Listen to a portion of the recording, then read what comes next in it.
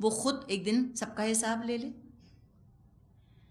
تو قرآن کی جو آیات ہیں انسان کے اندر کے احساس کو بیدار کرتی ہیں، جگاتی ہیں، اس انٹرنل ایکسپیرینس کے لیے ہم کو تیار کر دیتی ہیں، انیبل کر دیتی ہیں ہم کو کہ ہم انٹرنلی اپنا تجزیہ، اپنا انالیسس کر سکیں. اور یہی دراصل ایمان کی شروعات ہے، بگننگ آف ایمان ہے. ایمان کوئی ایسی چیز نہیں کہ باہر سے آپ مسلط کر دیں کسی کے اوپر، ٹھونس دیں اس کے اوپر، فورس کر دیں کسی کو، کسی کے اوپر ایمان. ایمان اندر موجود ہے، ہر انسان کے اندر موجود ہے. شعور ہے لیکن سو جاتا ہے، ڈورمنٹ ہے. قرآن اس کو سٹیمولیٹ کرتا ہے اور ایمان پھر یقین کی شکل اختیار کر لیتا ہے. ہم نے پڑھا ہے سورہ بقرہ میں وَبِالْآخِرَةِ هُمْ يُوقِنُونَ، اور وہ آخرت پر یقین رکھتے ہیں. وَبِالْآخِرَةِ هُمْ يُوقِنُونَ، یقین. تو ایمان اور یقین یہ دو الفاظ ہیں. کسی سے پوچھیں یقین کیسے حاصل ہوتا ہے، جواب ہے کہ یقین تجربے سے حاصل ہوتا ہے، ایکسپیرینس سے یقین حاصل ہوتا ہے. مثال کے طور پہ ایک بات بہت سے لوگ کہتے ہیں کہ چینی میٹھی ہے. سب کہتے ہیں چینی میٹھی ہے، چینی میٹھی ہے، چینی میٹھی ہے. تو ایک گمان تو قائم ہو جائے گا کہ آخر اتنے لوگ کہہ رہے ہیں تو میٹھی ہوگی. اب یہ جو میٹھی ہوگی سے لے کر میٹھی ہے، زمین آسمان کا فرق ہے ان دونوں کے اندر. ہوگی، میٹھی ہوگی، اس سے آگے بڑھ کر کس پر آگے میٹھی ہے. تو یہ ہوگی کیا ہے؟ ایمان. میٹھی ہے کیا ہے؟ یقین. تو یہ میٹھی ہے کا احساس کب ہوگا؟ جب خود چکھیں گے، تجربہ کریں گے، تب پتہ چلے گا. ٹیسٹ بڈز گواہی دیں گی کہ جو کہا جا رہا ہے سچ ہے. اب یقین حاصل ہو گیا. بالکل اسی طرح لوگوں سے سنتے رہنا کہ اللہ ہے اور آخرت ہے، اتنے لوگ کہہ رہے ہیں، اتنے لوگ کہہ رہے ہیں، اتنے رسولوں نے بتایا، تو گمان پیدا ہوتا ہے کہ ٹھیک ہی کہہ رہے ہوں گے، اللہ ہوگا، آخرت ہوگی. اب یہ ہوگی ہے میں کیسے تبدیل ہوگی؟ جب خود تجربہ کریں گے. اور یہ تجربہ، یہ ایکسپیرینس، انٹرنل ایکسپیرینس کی جو ہم بات کر رہے ہیں، یہ قرآن کی آیات کے ذریعے سے حاصل ہوتا ہے. کنوکشن اور یقین حاصل ہوتا ہے کہ ہاں اللہ ہے، آخرت ہے، اور اوپر سے فطرت کی گواہی جو ہے وہ قرآن کے حق میں جاتی ہے. تو یہ دراصل قرآن کا انداز ہے، اندر سے ہمیں جگاتا ہے. اور نفس لوامہ کو یہاں پر گواہی کے طور پہ پیش کیا گیا ہے کہ دیکھو جو تمہارا اندر یہ ملامت کرنے والا نفس ہے نا، جو گناہوں پر تم سے کہتا ہے کہ تم غلط کر رہے ہو، یہ ایک گواہی ہے کہ قیامت آئے گی اور تمہارے اس نفس کی گواہی پیش کی جائے گی. اللہ تعالیٰ نے فرمایا ہے انسان کے بارے میں فَأَلْهَمَهَا فُجُورَهَا وَتَقْوَاهَا، ہم نے الہام کر دیا اس کے اندر فسق اور فجور بھی اس کا اور تقوی بھی. چاہے یہ بھولا بن جائے، چاہے یہ انکاری بن جائے، چاہے کافر بن جائے، چاہے چھپا لے گواہی کو، لیکن گواہی تو آتی ہے. انکار کر دے وہ اور بات ہے. اس گواہی کو جو ایکسیپٹ کر لے، قبول کر لے، وہ مومن. جو ریجیکٹ کر دے، کافر.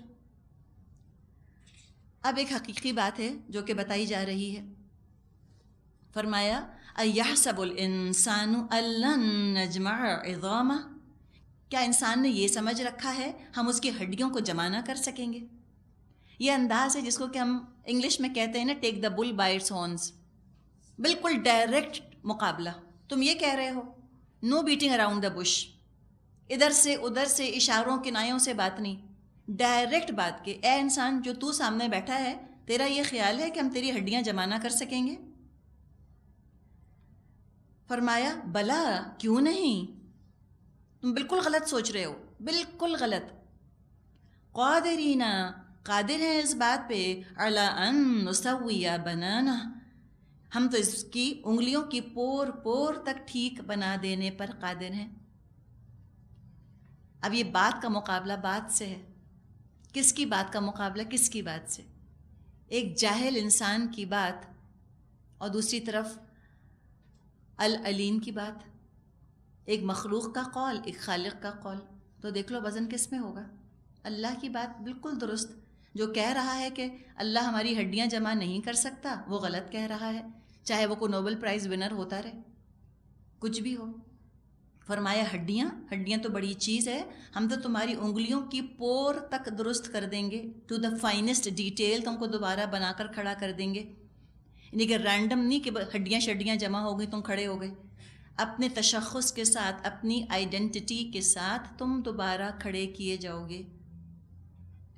تو لوگوں کے اسکیپٹسزم سے قرآن مروب نہیں ہوتا، ان کے اسکیپٹسزم کو کوئی اہمیت نہیں دیتا، بیک فٹ پہ نہیں جاتا، ایمبیرسڈ سٹینس نہیں لیتا قرآن، اپولوجیٹک معذرت خواہانہ نہیں ہوتا، نہیں، پورے عزم پورے جزم کے ساتھ بات کرتا ہے۔ یہ ہے یقین کی کیفیت، یہ ہے یقین کا کمال، اگلے کو ہلا دے انسان، اس یقین سے بات کرنی چاہیے مبلغ کو کہ جو اعتراضات کر رہے ہیں سب غلط، بالکل غلط، جو اللہ کہہ رہا ہے 100% درست، چاہے لوگوں کی اپنی پرسیپشن، ان کی سمجھ میں، ان کے اپنے حساب کتاب میں بات آئے یا نہ آئے، اس کی فکر مت کریں، جو اللہ نے کہا وہ بات درست ہے، اور وقت نے بتا دیا کہ اللہ نے جو بات فرمائی تھی اس میں کتنا وزن ہے۔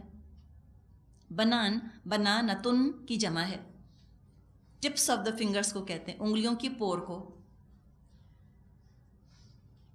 جب قرآن نازل ہوا اس آیت کی حقیقت شاید لوگ پوری طرح نہ سمجھے ہوں گے۔ 1880 میں 1880 میں ایک انگریز سائنٹسٹ تھا Henry Faulds, Henry FAULDS، Henry Faulds. اس نے ایک آرٹیکل چھاپا جس میں کہا گیا تھا کہ ہر انسان کے انگلیوں کے نشانات، ہر انسان کے فنگر پرنٹس ایک دوسرے سے مختلف ہوتے ہیں، اور یہ فنگر پرنٹس ساری عمر ایک ہی رہتے ہیں، بدلتے نہیں۔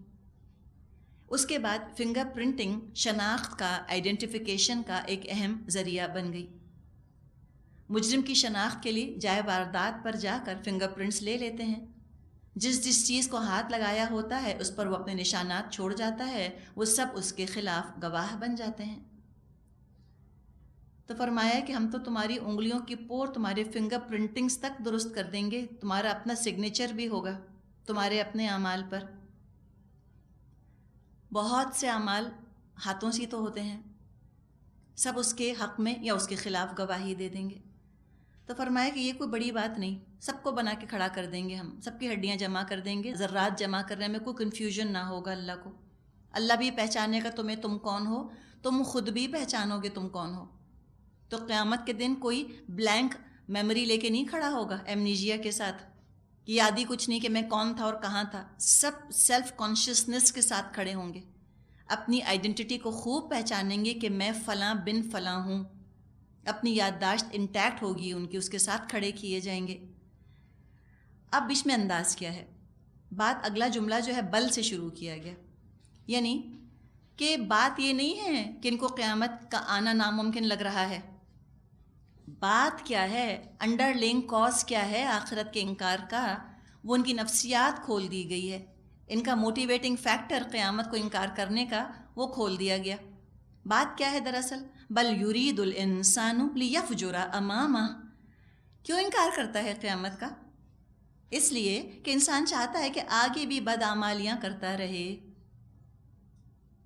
گناہوں کا چسکا ایسا لگ گیا، گناہوں کی عادت ایسی ہو گئی ہے کہ اب چھوڑنا نہیں چاہتا، ایک لائف سٹائل کا عادی ایسا ہو گیا ہے، غفلت میں مزہ اتنا آ رہا ہے، لاپرواہی اتنا لطف دے رہی ہے زندگی کو، آخرت سے بے خوفی سے زندگی رنگین اتنی ہو رہی ہے، اتنا لوگوں کو راضی کر رہا ہے، ایسا لوگوں کی نظروں میں اعلیٰ ہوا ہے، ایسا نفس کا غلام بنا ہے کہ نفس کے حکم پر دوڑ جاتا ہے، اتنا نفس کو لذت پہنچا رہا ہے کہ اف، اب قیامت پر یقین اور ان سب چیزوں کو چھوڑنا اور لوگوں کی اور نفس کی مخالفت برداشت کرنا، اتنا بڑا جہاد، یہ تو بڑا انکنوینئنٹ ہو جائے گا قیامت کو ماننا، یہ تو ریل اسپوائل سپورٹ چیز بن جائے گی، پلیجر کلر ہو جائے گا قیامت کو ماننا۔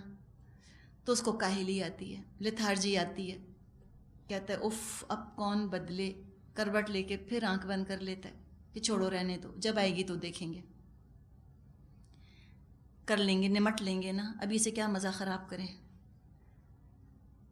اگر یقین اس کو ہو جائے قیامت کا، اس کا عمل ضرور بدلے گا، حساب کی فکر اس کو لگ جائے بے فکرہ نہیں رہ سکے گا. اگر اعمال کی جزا سزا ملنی ہے، قیامت کا دن آنا ہے، تو سیلف ریسٹرینٹ ایکسرسائز کرنا پڑے گا، نفس پر قابو کرنا پڑے گا، نفس کی مرضی کے بجائے اللہ کی مرضی کو فوقیت دینی ہوگی، اصلاح کرنی پڑے گی، کریکشن کرنا پڑے گا. طبیعت اس کے لیے آمادہ نہیں ہوتی، طبیعت نہیں چاہتی. کسی نے کہا ہے نا کہ جانتا ہوں ثواب طاعت و زہد، کیا کروں طبیعت ادھر نہیں آتی.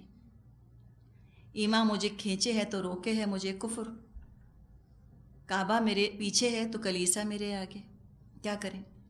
مزہ جو اتنا آ رہا ہے گناہوں کے اندر، تو گناہ تو چھوڑنے نہیں. بل یرید الانسان لیفجر امامہ، انسان چاہتا ہے آگے بھی گناہ کرتا رہے، اپنی مرضی کرتا رہے.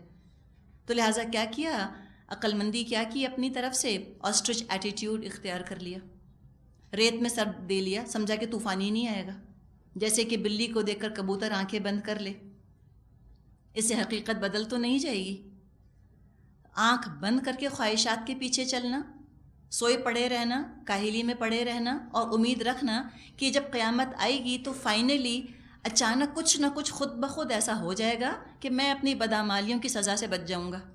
وشفل تھنکنگ، امانی، جن کو قرآن نے کہا تلک امانیہم، یہ امانی ہیں ان کے. لن تمسنا النار الا ایاما معدودات، ہمیں تو آگ چھوئے گی نہیں مگر گنتی کے چند دن. نحن ابناء اللہ واحباؤہ، ہم تو اللہ کے بیٹوں کی طرح ہیں، ہم تو بڑے چہیتے ہیں، ہم اتنے پیارے ہیں. ہم نے وہ فلاں کو 8 آنے دیے تو تھے، فقیر کو ایک بسکٹ کا پیکٹ ہم نے اچھالا تھا اس کی طرف. تو بس اللہ تو نقطہ نواز ہے، سب بخش دے گا. یہ کیا سر ڈھانپنا، لپیٹنا اور یہ چھوڑو وہ چھوڑو، سب ملاؤں کی بنائی ہوئی چیزیں. دیکھا نہیں جامع حفظہ کا کیا حال ہوا، یہ انداز. یہ سب باتیں کر کے وہ کیا چاہتا ہے، تاکہ میں گناہ کرتا رہوں. اپنے گناہ کی اس کو ایکسکیوز چاہیے، بہانہ. اس ضمیر کی ملامت کو جسٹیفائی تو کرنا ہے نا. ضمیر کہتا ہے تم کو شرم نہیں آتی، تم اللہ کی نافرمانی کرتے ہو، تمہیں غیرت نہیں آتی، تم اللہ کے حکم توڑتے ہو. تو تبکیاں دیتا ہے، اس کو تسلیاں دیتا ہے کہ نہیں نہیں کوئی بات نہیں. تو وہ سوچتا ہے کہ اللہ دوزخ میں ڈالے گا نہیں، یہ ڈالے گا تو سفارشی چھڑوا لیں گے. جنت کا انتظار ہوتا نہیں، دنیا کو جنت بنانا ہے. ڈیلیڈ گریٹیفیکیشن نہیں کر سکتے، ابھی چاہیے، here and now. Here after تو کس نے دیکھی ہے؟ ہیئر اینڈ ناؤ سے پالا پڑ رہا ہے، اس کو سنبھالو پہلے. تو لہٰذا رسول کی تعلیمات کی طرف سے بالکل انڈیفرنٹ ہوتا ہے، care less, I don't care less attitude. منع کرتے ہیں تو اپنی طرف سے کرتے رہیں، اور کسی کام کو کرنے کا حکم دیتے ہیں تو کہتے رہیں what do I care, convenient ہوگا تو کر لوں گا، مکے جائیں گے تو پڑھ لیں گے. یعنی نماز پڑھی جاتی، اتنا مصروف ہوں، بزنس میٹنگز ہوتی ہیں، ملا تھوڑی ہوں کہ دوڑ دوڑ کے نمازیں پڑھوں جا کر، میرے پاس ٹائم نہیں ہے. ٹھیک ہے، وہ ہم جائیں گے رمضان میں عمرہ کرنے، وہاں دیکھیں گے ویکیشن پہ. یہاں نہیں ہو سکتا. یہ رویہ ہوتا ہے نا. وہ چاہتے ہیں جو میں کر رہا ہوں کرتا رہوں. تو اصلاح پر آمادہ نہیں ہے. طریقہ کیا ہوگا اسی شخص کا، اسی الانسان کا؟ یہ جو ہے نا ایحسب الانسان، الف لام جو لگا ہوا ہے الانسان پر آیت نمبر 3 میں، اس کو کہتے ہیں موعود ذہنی. ایک پرٹیکولر طریقے کا انسان ہے، یہ تمام انسانوں کی بات نہیں کی جا رہی. یہ الف لام جو ہے یہ جنس کا نہیں ہے، یہ ایک پرٹیکولر طبقہ ہے انسانوں کا جس کی نمائندگی کی جا رہی ہے. الانسان، دوز پرٹیکولر پیپل، یہ ہے جن کا یہ انداز ہے، اسکیپٹسزم ہے. اب انہی کا انداز بتایا جا رہا ہے، وہی ہے بل یرید الانسان. یہ وہی انسان ہے نا آیت نمبر 3 میں جس کا ذکر ہے. یہ اسی طرح کے لوگ ہیں جو کہ چاہتے ہیں کہ آگے بھی ہم گناہ کرتے رہیں. اب آگے بھی اسی کا ذکر ہے آیت نمبر 6 میں. یسأل ایان یوم القیامہ، پوچھتا ہے کب آئے گی قیامت. تصور میں لائیں کوئی شخص نیکیوں کے طریقے بتا رہا ہے، برے اعمال کے نقصان گنوا رہا ہے. جیسے کوئی ڈاکٹر کسی مریض کا مرض ڈائگنوز کرتا ہے، دوا پرسکرائب کرتا ہے، ساتھ پرہیز کرنے کو کہتا ہے تاکہ اس کی بیماری دور ہو، اس کو صحت ملے. اب آگے مریض جو ہے وہ ڈاکٹر کو دیوانہ ہی سمجھ رہے، تو وہ سنے گا اس کی بات؟ کسی کو اگر آپ نے پاگل سمجھ لیا، کسی کو جھوٹا اور احمق سمجھ لیا، اس کی بات کو سنجیدگی سے سنیں گے؟ تو بیماری بھی ہے مریض کے اندر اور اس کے دماغ میں بھی خلل ہے، دونوں طرف پرابلم ہے، تبھی ڈاکٹر کو اہمیت نہیں دے رہا. تو بالکل جو رسول آیا کرتے تھے وہ ڈاکٹرز کی طرح ہوتے تھے. بیماری ڈائگنوز کرتے تھے، شناخت کرتے تھے، اس کا علاج بتاتے تھے۔ جو خود کو بیمار سمجھتا تھا ضرور بیماری سے نجات حاصل کرنے کے لیے وہ بات توجہ سے سنتا تھا، لیکن کوئی اگر ڈیلیوڈڈ ہوتا تھا کہ خود کو صحت مند اور ڈاکٹر کو بیمار سمجھے تو اس کا تو لاپرواہی والا رویہ ہوتا تھا، جو کہتا تھا کہ رسول کو پرابلم ہے، ہم تو بالکل ٹھیک ہیں، ان کو چاہیے درست ہوں، یہ ہیں گمراہ، ان ہؤلاء لضالون، یہ ہیں گمراہ، یہ ہیں بھٹکے ہوئے، ہم تو بالکل ہدایت پر ہیں۔ تو یہ طریقہ، تو وہ اب یہی جو انداز ہے نا یہاں پر اس شخص کا، یہ وہی ہے جو کہ ذہنی طور پر بھی درست نہیں ہے اور گناہوں کی بیماریوں میں بھی مبتلا ہے، اور یہ رسول کو بیمار سمجھ رہا ہے، اپنے آپ کو بڑا عقل مند سمجھتا ہے۔ یسألو، پوچھتا ہے، ایان یوم القیامہ، کب آئے گی قیامت؟ یہ انداز آپ محسوس کر سکتی ہیں، یہ لاپرواہی، یہ استہزاء، یہ اسکیپٹسزم، چنگم چباتے ہوئے ایسے کوئی پوچھے، ٹانگ پہ ٹانگ رکھ کے ٹانگ ہلاتے ہوئے پوچھے، اچھا بتاؤ تو کب آئے گی؟ بال جھٹک کے، کندھے اچکا کے، کب آئے گی یہ قیامت؟ مطلب کہ آنی وانی تو ہے نہیں، چلو تم کو ہیومر کرنے کے لیے پوچھ لیتے ہیں، بتاؤ ذرا۔ تو یہ جو سوال ہے یہ دراصل طنز ہے، یہ مذاق ہے، یہ سوال نہیں ہے۔ کچھ سوال پوچھے جاتے ہیں سیکھنے کے لیے، سمجھنے کے لیے، کچھ سوال پوچھے جاتے ہیں جھٹلانے کے لیے اور الجھانے کے لیے دوسروں کو۔ تو قرآن میں عالمانہ سوال بھی نقل ہوئے، مثال کے طور پہ آتا ہے یسألونک عن الأہلہ، اے نبی صلی اللہ علیہ وسلم یہ آپ سے چاند کے بارے میں پوچھتے ہیں، بڑا تفصیلی جواب دے دیا گیا۔ یسألونک ماذا ينفقون، یہ آپ سے پوچھتے ہیں کہ ہم کیا خرچ کریں، تو بڑا تفصیلی تسلی بخش جواب دیا گیا۔ تو اللہ تو پہچانتا ہے نا کون سا سوال کس نیت سے پوچھا گیا، اللہ کو تو کوئی دھوکہ دے نہیں سکتا۔ جو علم اور عمل کی نیت سے سوال پوچھتا ہے اللہ علم اور عمل میں اس کے اضافہ فرما دیتا ہے۔ جو انکار کرنے کے لیے سوال پوچھے، مذاق اڑانے کے لیے، زچ کرنے کے لیے، بحث کرنے کے لیے سوال پوچھے تو اللہ اس کو اور الجھا دیتا ہے۔ تو جس ٹون میں جس نیت سے سوال پوچھا جاتا ہے اللہ اسی حساب سے جواب دیتا ہے۔ یہ قرآن بھی زندہ کتاب ہے، عام کتاب نہیں، یہ پڑھنے والے کی نیت کو خوب پہچان جاتا ہے کہ کس نیت سے انہوں نے سوال پوچھا ہے۔ تو جس انداز سے یہ گروپ سوال پوچھتا ہے کہ یسألو ایانا یوم القیامہ، بتاؤ ذرا کب آئے گی قیامت، اس بدتمیزی سے، روڈنس سے، اس انسلنس کے ساتھ سوال پوچھتا ہے، جواب بھی ایسے ہی منہ توڑ اس کو دیا گیا۔ فَإِذَا بَرِقَ الْبَصَرُ، تو جب دیدے پتھرا جائیں گے۔ آج تو بہت آنکھیں مٹکا مٹکا کے سوال پوچھ رہے ہو، کل بالکل سٹنڈ ہو جائیں گے۔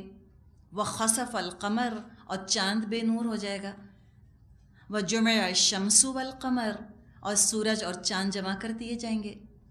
ساری ٹوپوگرافی چینج ہو جائے گی دنیا کی، ہر چیز جو جانی پہچانی ہے، فیملیئر ہے، سب بدل جائے گی، اجنبی ہو جائے گی ہر چیز، کسی کو نہ پہچانیں گے۔ تو پھر کیا ہوگا؟ اس دن اس انسان کی ساری چیکینس، ساری اسمارٹ ٹاک غائب ہو جائے گی۔ یقول الانسان، کہے گا انسان، کون سا انسان؟ یہ اسمارٹ الیک جو آج باتیں بناتا ہے، جو آج باتیں چھانٹتا ہے۔ اتنی اللہ نے ذہانت اور آئی کیو عقل دیا تھا، کن چیزوں میں ضائع کیا؟ اسکیپٹسزم میں، اسلام پر اعتراض کرتے رہنے میں سارا وقت، ساری ذہانت ضائع کر کر آ گیا، آج بے سہارا ہے۔ یقول الانسان، کہے گا اس دن یہ انسان، یومئذ، اس دن، این المفر، ہے کوئی بھاگنے کی جگہ؟ ساری شوخی رخصت ہو گئی، ساری عقل غائب ہو گئی، زبان گنگ، گھبرا گھبرا کر پینک میں ادھر ادھر بھاگے گا، ہے فرار کی جگہ، ہے کوئی چھپنے کی جگہ؟ اللہ کو اپنے انجام کو فیس نہیں کرنا چاہتا، کہہ دیا جائے گا کلا، ہرگز نہیں، لا وزر، کوئی جائے پناہ نہیں تیرے لیے، کہیں نہیں چھپ سکتے۔ یا تو کہہ دیا جائے گا یا خود سمجھ جائے گا کوئی پناہ کی جگہ نہیں۔ واو کے نیچے زیر ہو، وزر، وزر کہتے ہیں بوجھ کو، وزر کہتے ہیں بڑی شے کو، بھاری شے کو، کوئی پہاڑ یا قلعہ جو کہ تحفظ یا پروٹیکشن مہیا کرے۔ اب قیامت کے دن جو ہے اس کی سمجھ درست ہو جائے گی، سمجھ جائے گا کوئی چھپنے کی جگہ نہیں، کوئی پناہ نہیں۔ الی ربک یومئذ المستقر، اس روز تیرے رب ہی کے سامنے جا ٹھہرنا ہے. تم نے تو مانا نہیں تھا نا دنیا میں کہ اللہ تمہارا رب ہے. تم کہتے تھے I am my own provider, I will think for my self. یہ ساری زندگی تو اپنی میں کو اہمیت دینے میں گزر گئی. اپنی عقل سے بڑھ کر تو کسی کی عقل ہی تم کو نہ لگی. تم نے تو رب کو رب ماننے میں اپنی بے عزتی محسوس کی تھی. چل اب رب کی طرف، الی ربک یومئذ المستقر. چل کے کھڑا ہو جا اپنے رب کے سامنے. اب حقیقت کھلے گی. اصل میں تو اللہ کے علاوہ کوئی پناہ دے ہی نہیں سکتا. ساری عمر جس کا مذاق اڑاتے رہے، جس کے کلام کا تمسخر کرتے رہے، اس قابل نہ سمجھا کہ کبھی اس کا مطالعہ تو کر لیں، فرصت ہی نہ ملی. اس کے نام سے، اس کے کام سے بھاگتے رہے، اس کا کلام سننے کا وقت نہ ملا. اب اسی کو فیس کرنا ہے. کس منہ سے ملیں گے اللہ سے؟ کیا شکل دکھائیں گے اللہ کو؟ پتہ چل جائے گا. یُنَبَّأُ الْإِنسَانُ يَوْمَئِذٍ بِمَا قَدَّمَ وَأَخَّرَ. اس روز انسان کو اس کا سب اگلا پچھلا کیا کرایا بتا دیا جائے گا. سب بتا دے گا اللہ تعالیٰ، سب جتا دے گا کیا کر آئے ہو. اور بل الانسان علی نفسہ بصیرہ ولو القی معاذیرہ. بلکہ انسان خود اپنے آپ کو خوب جانتا ہے، چاہے کتنی بھی معذرتیں پیش کرے. بات یہ ہے ہم اپنے جج خود ہیں. ہم خود اپنے اوپر حساب کتاب لگانے کے قابل ہیں کہ کیا کام ہم نے غلط کیا، کیا ٹھیک کیا. کسی کو بلیم کرنا، اس پر الزام، اس پر الزام، اس نے زیادتی کی، سب خود پتہ ہے کہ ہمارا قصور کتنا ہے، کتنا ہمارا قصور نہیں. خود سمجھ جائے گا کیا کما کر لایا ہے. ولو القی معاذیرہ. چونکہ دنیا میں بھی اس کو بہانے بنانے کی عادت تھی، وہاں بھی بنائے گا. معذار پردے کو کہتے ہیں، کرٹن کو. دنیا میں چھپ سکتا ہے بہانوں کے پیچھے یا کسی ایکسکیوز کے پیچھے، یا انسانوں سے چھپ سکتا ہے، لیکن اپنے ضمیر سے تو چھپ نہیں سکتا، اللہ سے تو چھپ نہیں سکتا. اللہ خوب دیکھ رہا ہے. علی رضی اللہ عنہ کا قول ہے، گناہ کرنا ہے تو ایسی جگہ کر جہاں اللہ نہ دیکھ سکتا ہو. تو قیامت کے دن تو سب بتا دیا جائے گا کیا کچھ کر کے آیا ہے. قدم و اخر، کیا پریفر کیا، کیا ڈیفر کیا، سب بتا دے گا اللہ تعالیٰ. کون سے اعمال آگے بھیجے، قدمہ آگے بڑھایا. آگے بڑھانے والے اعمال، نیکیوں کی طرف، جنت کے اعلیٰ درجوں کی طرف بڑھانے والے اعمال میں اللہ کا ذکر، تیسرا کلمہ، یہ سب چیزیں آگے انسان کو بڑھاتی ہیں، جنت کی طرف لے کر جاتی ہیں. معمولی صدقہ جو کہ حلال کمائی سے کیا گیا ہو، اللہ اس کو اتنا بڑھاتا ہے، اتنا بڑھاتا ہے کہ پہاڑ کے برابر کر دیتا ہے. قدمہ اخر، وہ اعمال جو کہ مرنے کے بعد بھی دنیا میں اپنا اثر دکھاتے رہیں، لوگ جن کو فالو کرتے رہیں. اچھے اعمال چھوڑے، لوگوں نے فالو کیے، صدقہ جاریہ بن گئے.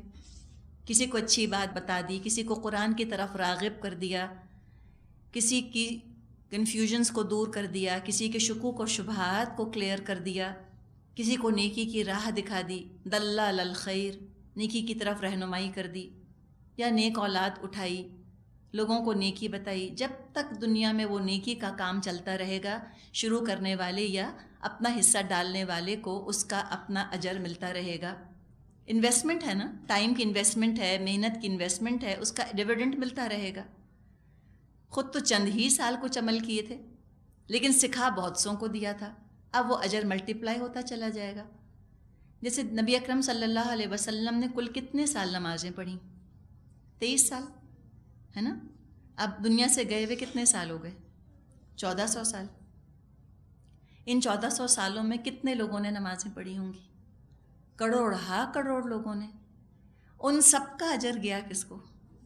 نبی اکرم صلی اللہ علیہ وسلم کو. کتنے خوش قسمت تھے نا. تو اچھا کیا نا جو اتنی محنت کر لی انہوں نے، تاکہ ہم تک نمازیں پہنچ گئیں. تو جو محنت کرے گا اس کا فائدہ اسی کو تو پہنچے گا. وہی تو اپنا انویسٹمنٹ کر کے گیا ہے، وہی تو اپنا ڈیویڈنڈ سمیٹ رہا ہے. تو کیوں انسان کنفیوز کرے دوسروں کو، کیوں بھٹکائے، کیوں کنفیوز اور شکوک و شبہات کا اظہار کرے؟ جو کانکریٹ بات ہے وہ کرے نا. نماز روزہ سکھائے، قرآن سے جوڑ دے لوگوں کو. اور کوئی اگر برا کام، برا رواج شروع کر کے جائے گا، تھوڑی دن کی انجوائمنٹ ہے، آگے 10 لوگوں کو بھی وہی گناہ سکھایا، 10 لوگوں کو کنفیوز کیا اپنی احمقانہ باتوں سے، تو خود تو مر گیا لیکن ایک گناہ ملٹیپلائی ہو گیا. خود کے مرنے سے گناہ نہیں مرا، اس کے اثرات بھی اعمال نامے میں لکھے جاتے رہیں گے. حدیث میں مفہوم آتا ہے جب دنیا میں قتل ہوتا ہے تو اس میں سے گناہ کا ایک حصہ قابیل کو ملتا ہے. ایک قدمہ و اخر کا مطلب یہ ہے. ایک اور مطلب لیا گیا، قدمہ سے مراد کس کام کو اہمیت دی، پریفرنس، پرائیورٹی کس کو دی، کس کام کو مؤخر کیا، کس کو نگلیکٹ کیا، پوسٹ پون کیا. یہ بھی پتہ چل جائے گا، وہ بھی جتلا دیا جائے گا. مثال کے طور پہ مال مل رہا ہے لیکن ناجائز راستے سے مل رہا ہے گناہ. تو کیا کیا؟ دنیاوی فائدے کو، اپنی خواہش کو پریفرنس دی، پرائیورٹی دی، ترجیح دی. اللہ کی ناراضگی کو، آخرت کی سزا کو ڈیفر کر دیا، پوسٹ پون کر دیا، اگنور کر دیا، چھوڑ دیا. جبکہ عین ممکن ہے کہ جس دنیاوی فائدے کے لیے یہ کام کیا، اس فائدے کو حاصل کرنے سے پہلے ہی دنیا سے روانگی کا وقت آ جائے. حرام کما کما کے جمع کیا کہ بوڑھے ہوں گے تو مزے سے بیٹھ کے کھائیں گے، بڑھاپا ہی نہ آیا، مر ہی گئے. تو کیا ہوا؟ نہ خدا ہی ملا، نہ وصال صنم، نہ ادھر کے رہے نہ ادھر کے رہے. تو یہ بھی مطلب لیا گیا قدمہ و اخر. پھر قدمہ و اخر کا ایک اور مطلب بھی لیا گیا.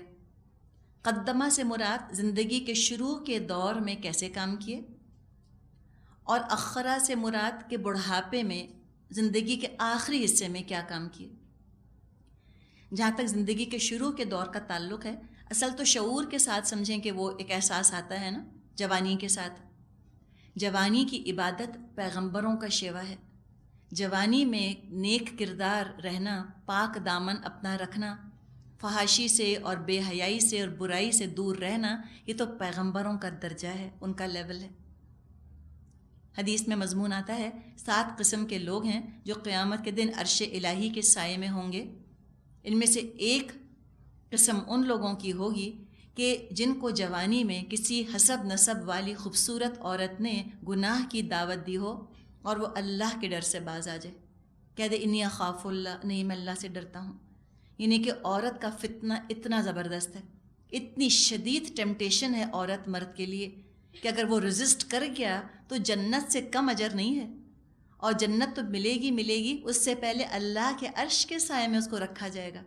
کہ زبردست اس نے ریسٹرینٹ کا مظاہرہ کیا، اللہ کے خوف سے اتنی زبردست ٹیمپٹیشن کو اس نے چھوڑا. شاید خواتین کو خود نہیں احساس ہوتا کہ ہم کتنی بڑی ٹیمپٹیشن ہے. ہم کہتے ہیں میں تو معمولی شکل کی ہوں، میرا کیا ہے، مجھے کون دیکھتا ہے. یہ انداز ہو جاتا ہے نا. اس حدیث سے اندازہ لگائیں کہ کتنی سیویئر ٹیمپٹیشن ہوتی ہے مردوں کو، کہ اللہ نے اتنا بڑا اجر رکھا ہے. تو جس نے جوانی میں عبادت شروع کر دی، اس کا تو بس کیا مقام ہے، وہ تو ہو سکتا ہے کہ سابقون السابقون میں ہو جائیں، اولئک المقربون. جب سے ہوش سنبھالا تھا تب سے نیک تھے، گناہ میں گئے ہی نہیں، رجحان ہی نہیں. کتنے خوش قسمت لوگ، پاک صاف ستھرے، بالکل پیور. لیکن سب تو خوش قسمت نہیں ہوتے ہیں نا. پتہ ہی نہیں ہوتا جوانی میں کہ نیکی ہے کیا. جب بھی احساس ہو گیا اپنی زندگی کا رخ چینج کر لے اور انجام بخیر ہو جائے، بڑی خوش قسمتی ہے. چلیں ینگ ایج میں نہیں ملی ہدایت، for what ever reason, XYZ کوئی ریزن تھا، نہیں ملی ہدایت. لیکن ینگ ایج میں، جوانی میں ہدایت تو نہیں ملی، لیکن اللہ کی طرف سے مہلت مل گئی، ٹائم مل گیا. عمر کے آخری حصے میں توبہ استغفار کر لی، اپنی اصلاح کر لی، الحمدللہ بہت اچھا ہوا، تب بھی نجات پا لی.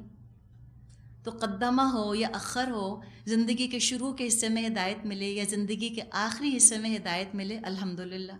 کسی کو حق نہیں یہ کہنے کا کہ 900 چوہے کھا کر اب بلی حج کو چلی. کسی کو حق نہیں یہ کہنے کا کہ خود تو سب کچھ کر لیا، اب بڑے نیک بن کے بیٹھ گئے.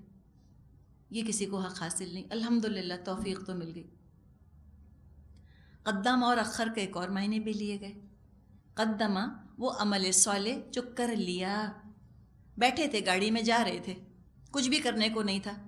اب کیا کر رہے تھے؟ یہ سڑک کھدی ہے، کتنا رش ہے، تنگ آ گئی ہوں، میں تو بیزار ہو گئی ہوں، گرمی کتنی ہے، یہ بولتے رہے، چلو ٹھیک ہے بولتے رہے.